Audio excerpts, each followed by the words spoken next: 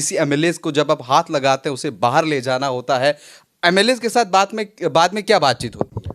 Honourable speaker साहब हमारे जो चेयर के कस्टोडियन होता है वो चेयर पे डायरेक्शन देते हैं कि इनको मार्शल आउट करो।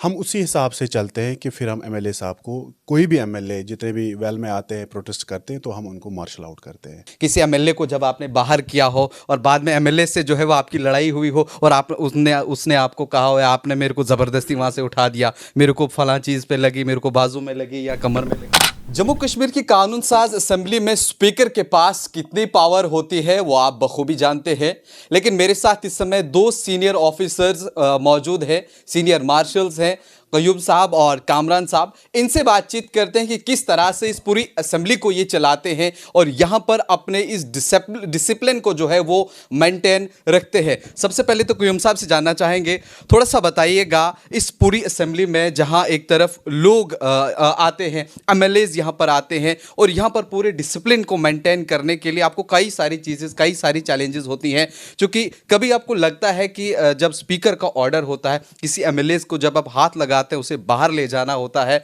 एमएलए के साथ बाद में क्या बातचीत होती है? थैंक यू सो मच, आपने इनवाइट किया।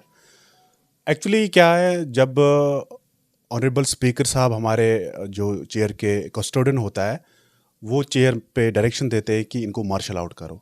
हम उसी हिसाब से चलते हैं कि फिर हम एमएलए साहब को, कोई भी एमएलए जितने भी वेल में आते हैं प्रोटेस्ट करते हैं तो हम उनको मार्शल आउट करते हैं। बाकी रही बात जो हमारी फंक्शनिंग है, पूरे हाउस में हम डेकोरम करते हैं कि डिसिप्लिन रखना वो हमारा जॉब है। उसके बाद जो हमारी गैलरीज़ है, चाहे वो प्रेस गैलरीज़ है, ऑफिशियल गैलरीज़ है, स्पीकर गैलरी है, पब्लिक गैलरी, और बाकी हाउस में भी हम मेंटेन करते हैं। चलिए, दो मार्शल्स हैं, एक सवाल इनसे होगा, एक सवाल कामरान साहब से भी होगा। आपसे मैं जानना चाहूँगा, कितने लोगों की टीम जो है वो आपके पास रहती है इस सारी चीज़ को मेंटेन करने के लिए? शुक्रिया भाई। एक्चुअली हमारे पास आई थिंक 60 to 70 लड़के हैं जो हमारे पास हमेशा अवेलेबल रहते हैं। जी, तो इमरजेंसी पे हम और भी स्टैंड बाय होते हैं, हमारे पास काफ़ी लड़के होते हैं, 70-80 तक हमारे पास लड़के होते हैं जो इस सारी चीज़ों को हैंडल करते हैं। जी जी। जो सारा मार्शल आर्ट जब डायरेक्शन मिले तो वो ग्राउंड पे डायरेक्शन इम्प्लीमेंट्स करते हैं। क्या कभी आपसे भी जानना चाहूँगा दोनों लोगों से, कभी ऐसा हुआ कोई किस्सा आपको याद है जब आप असेंबली में ये सारी चीज़ें कर रहे हैं, किसी एमएलए को जब आपने बाहर किया हो और बाद में एमएलए से जो है वो आपकी लड़ाई हुई हो और आप उसने आपको कहा हो या आपने मेरे को ज़बरदस्ती वहाँ से उठा दिया, मेरे को फलां चीज़ पे लगी, मेरे को बाजू में लगी या कमर में लगी?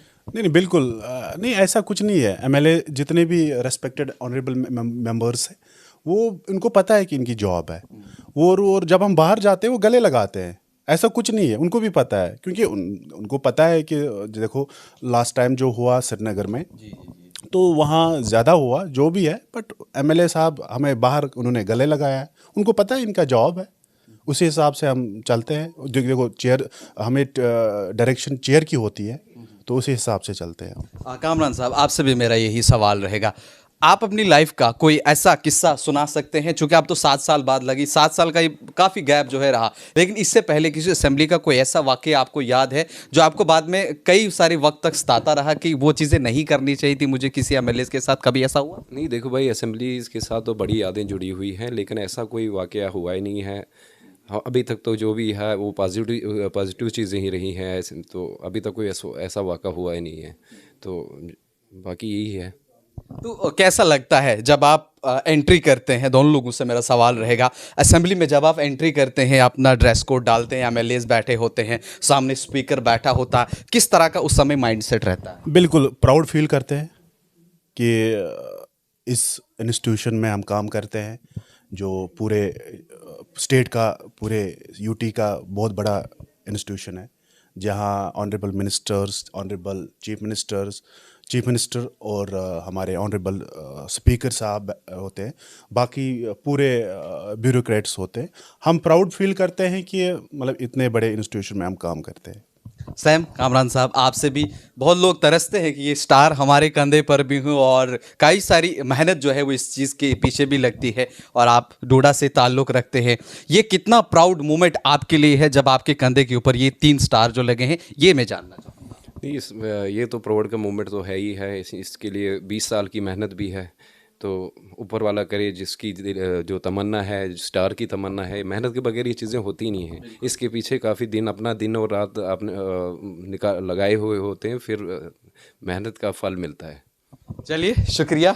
दोनों ऑफिसर्स के साथ हमने आपको मिलाया और दोनों की बातचीत जो है वो आपने सुनी, किस तरह से असेंबली के अंदर ये डिसिप्लिन को मेंटेन करते हैं, इनकी पूरी टीम रहती है। और जब भी स्पीकर की इन्हें डायरेक्शन होती है, कुछ भी जब हंगामा होता है और एमएलएज को बाहर निकालना होता है, तो किस तरह से ये सारी चीज़ें उस समय हैंडल करते हैं। जिस तरह इन्होंने कहा कि बाद में एमएलएज के साथ ये गले मिलते हैं, चूँकि इनका जॉब है, एक बड़े ही पॉजिटिव माइंडसेट के साथ ये लोग जो है वो अंदर रहते हैं। और इनसे भी हमने सवाल किया, उन्होंने कहा प्राउड मोमेंट है जब कंधे पे स्टार लगते हैं। क्यूम साहब ने भी सेम बात जो है इसी तरह की दोहराई कि अभी तो फिलहाल 7 साल का ये वक्त रहा, लेकिन इससे पहले भी इन्होंने इन असेंबली को जो है वो चलाया है। अंदर पूरी टीम के साथ ये लोग जो है वो काम करते। अक्सर बेशतर आप इनको बड़े ही एक मूड में देखते हैं, लेकिन आम तौर पर ये भी बड़े कूल और बड़े ही पॉजिटिव लोग जो है वो रहते हैं। आपका क्या कुछ कहना है, कमेंट सेक्शन में ज़रूर बताइए।